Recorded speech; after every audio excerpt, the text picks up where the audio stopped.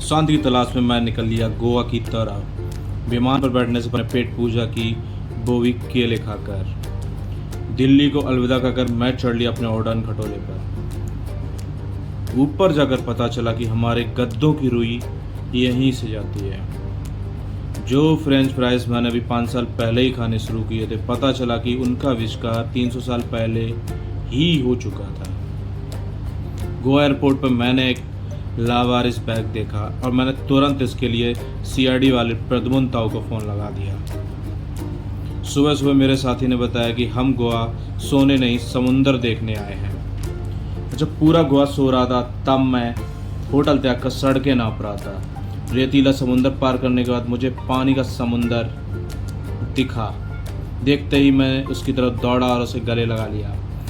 कहा जाता समुंदर किनारे दौड़ लगाना बहुत फायदेमंद होता, पर मेरा दौड़ना गोवा के कुत्तों को रास ना आया।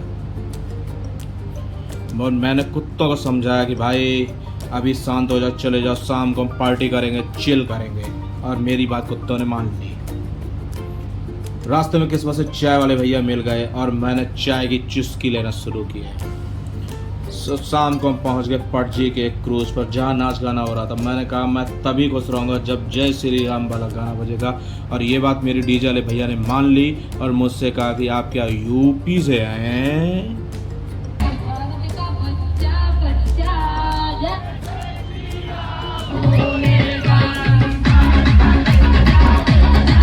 अगली सुबह हमने लिया एक लाल स्कूटर और निकल लिए बागा बीच की तरफ। यहाँ मैंने कुछ उछल कूद के स्टेप मारे ताकि गोवा में भी अपना भौकाल टाइट हो सके। सब लोगों की तरह मैंने भी बीच पर 5 गज का प्लॉट लेकर सपनों का महेशमती का महल बना डाला।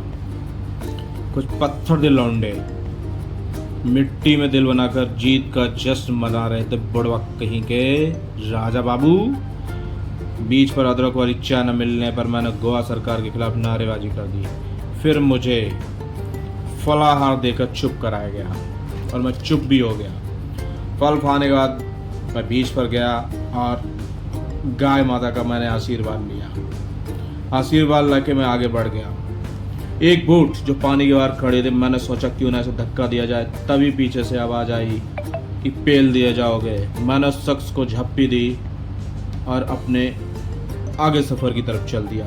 मेरा अगला मिशन था पुर्तगालियों द्वारा बनाया गया अगवाड़ा फोर्ट। मैं भल्लाल देव की तरह सिंगासन की तरफ बढ़ता जा रहा था। अंदर जाकर पता चला कि यहाँ सिंहासन नहीं बल्कि 4 मंजिला लाइट हाउस है।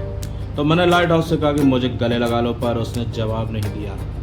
मैं निराश होकर डूबते सूरज की तरफ चला गया और उसे निहारने लगा। समुंदर मेरे आगोश में डूबता जा रहा था।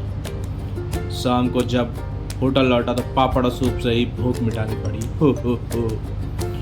गोवा के बाजार में सिर्फ 3 दुकानें दिख रही थी, कपड़ा, काजू और मदरा, जिसे मैंने KKM का कोड वर्ड का नाम दिया।